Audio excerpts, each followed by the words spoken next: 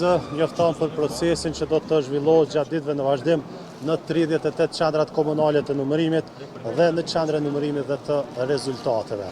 Sa i përket pjesës së parë, do të thotë lidhur me aktivitetet në qendrat komunale të numërimit, ju njoftojmë si në vjen.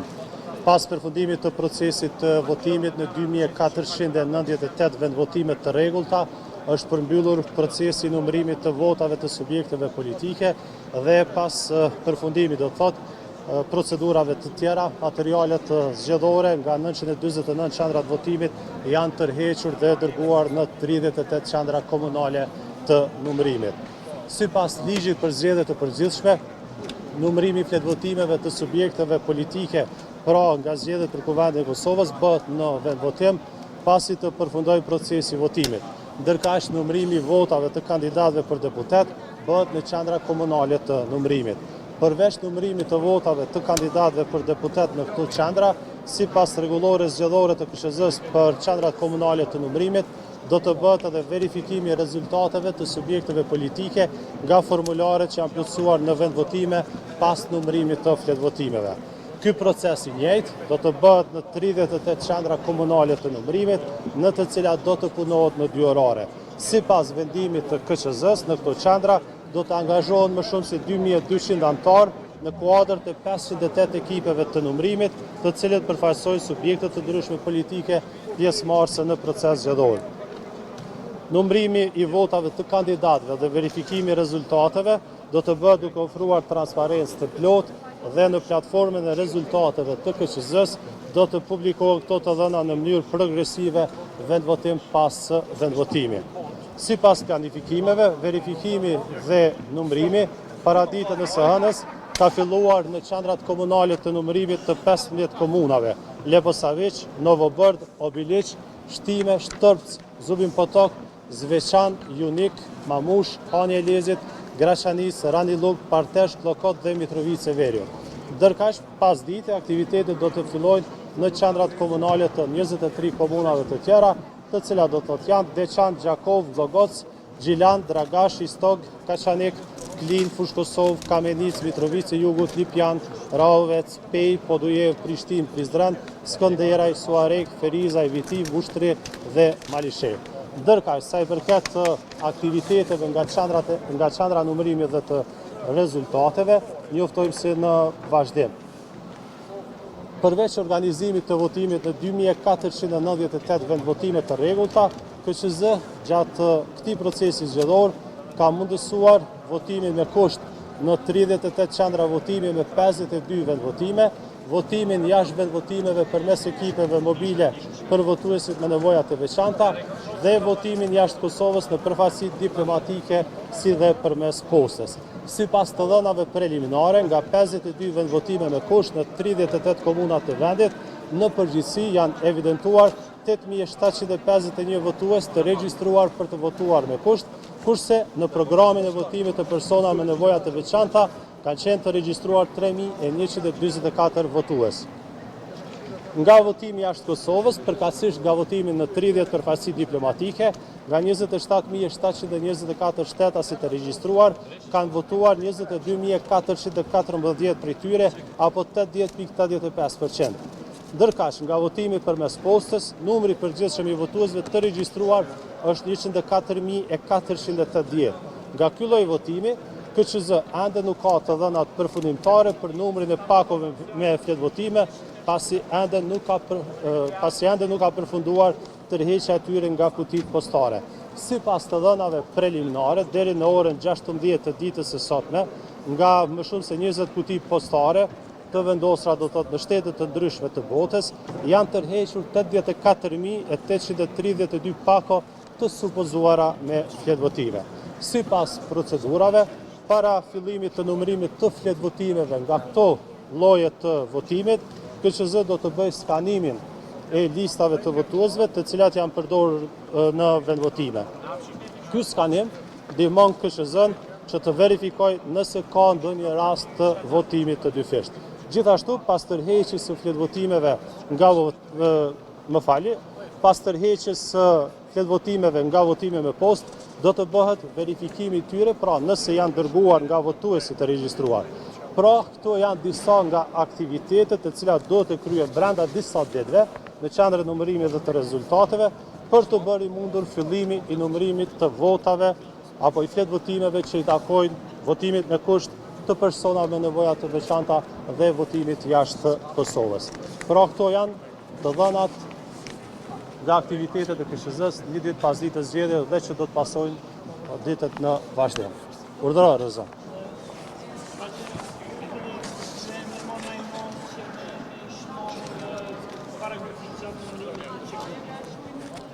Sa i përket procesit të numërimit të votave të kandidatëve për deputet, për të adresuar problemet të cilat kanë qenë të evidentuara në qendrat komunale të numërimit gjatë numërimit të votave të kandidatëve për deputet në disa nga qendrat komunale, Komisioni Qendror i Zgjedhjeve ka ndërmarrë masa në drejtim të përmirësimit të furnizës rregullative dhe në aktën e ligjore është paraqur një mekanizëm i cili është mekanizëm shtesë kontrolli i procesit të numërimit të fletvotimeve. Konkretisht, është paraqur që pas pranimit të materialeve zgjedhore nga qendrat komunale të numërimit, KSZ vlerëson situatën dhe sipas nevojës mund të vendosë rinumërimin deri në 10% të vendvotimeve të përzgjedhura në mënyrë të rastësishme.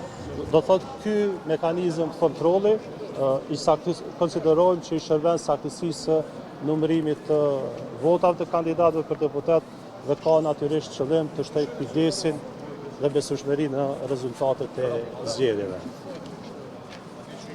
Po, Leonid.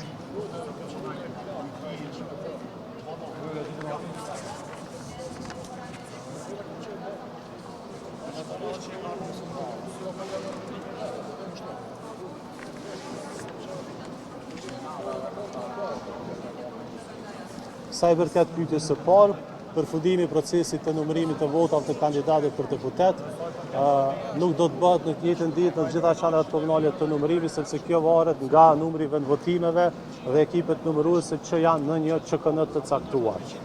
Brenda disa ditëve besojmë që ky proces do të arrijë të përmbyllet në 38 qendra komunale të numërimit. Disa prej tyre që kanë numër të vogël të vendvotimeve, brenda 3 apo 4 ditësh mund të arrijnë ta përmbyllin këtë proces. Ndërkaq të tjerat natyrisht do të kohë më e madhe.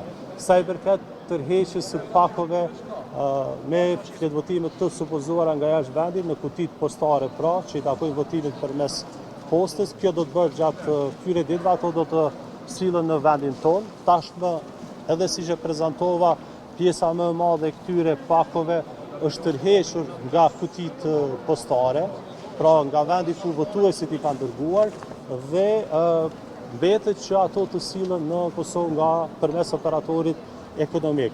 Procesi i radhës pasi të sillen në Kosovë do të jetë verifikimi apo vlerësimi i tyre nëse janë dërguar nga votuesit e regjistruar, pra të pranuar nga KSZ gjatë procesit të regjistrimit. Dhe pyetja tjetër, për numërimin e votave me kusht votave të persona me nevoja të veçanta dhe votave nga votimi jashtë vendit, duhet që të përbyllen disa aktivitete në qendrën e numërimit dhe të rezultateve. Një nga to është skanimi i listave të votuesve pra ku qytetarët janë nënshkruar që kanë marrë pjesë në procesin e votimit. Kjo ja mundëson KSZ-s që të sigurohet se nuk ka pasur votim të dyfisht. Në ato raste kur vërtetohet se ka pasur votim të dyfisht, atëherë pakoja me fletvotimi nga votimi me kusht nuk përfshihet në procesin e numërimit. Dhe gjithashtu, numërimi i votave nga jashtë vendit do të bëhet ashtu siç e shpjegova më herët pas procesit të verifikimit. Po.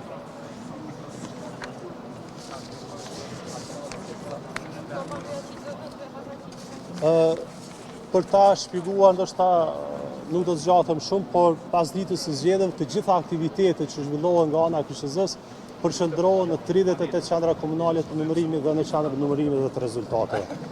Në qendrat komunale të numërimit do të bëhet verifikimi i rezultateve të subjekteve politike nga formularët që janë plotësuar në vendvotime, si dhe do të bëhet numërimi i votave të kandidatëve për deputet. Ndërkaq në qendrën e numërimit dhe të rezultateve në afërsitë e Prishtinës do të bëhet numërimi i këtë votimeve nga ato lloje të votimit siç janë me postë pra jashtë Kosovës, në përfaqësi diplomatike, nga votimi persona me nevoja të veçanta dhe nga votimi me kusht. Si dhe në këtë qendër gjithashtu planifikohet të bëhet rinumërimi deri në 10% i vendvotimeve për të cilat do të vendosë KQZ si mas kontrolli për cilësinë e numërimit në qendra komunale të numërimit. Pra, në përgjithësi, të gjitha këto aktivitete në këto 38 qendra komunale të numërimit, si dhe në QNR, do duhet të zhvillohen në mënyrë që të arrijmë deri tek shpallja e rezultateve përfundimtare. Sipas planifikimeve të vendosura nga ana e KQZ-s në planin e aktiviteteve të miratuara qysh në fillim të këtij procesi zgjedhor,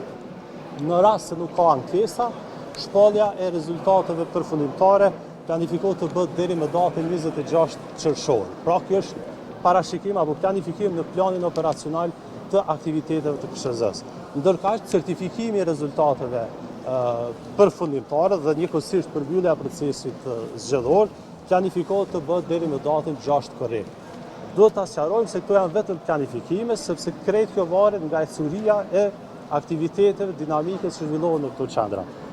Gjithashtu, me shpalljes së rezultateve përfundimtare dhe certifikimit ka një proces ankimor i cili duhet të zhvillohet në institucione të ndryshme, siç është PZAP dhe Gjykata Supreme. Do thotë këto janë vetëm planifikime të cilat marrin parasysh të drejtën e subjekteve dhe kandidatëve për paraqitje të ankesave, afatet kohore, si dhe përvojën nga proceset e kaluara zgjedhore. Por e theksojmë që këto janë vetëm planifikime në planin operacional të KQZ-s të miratuara në fillim të këtij procesi zgjedhor.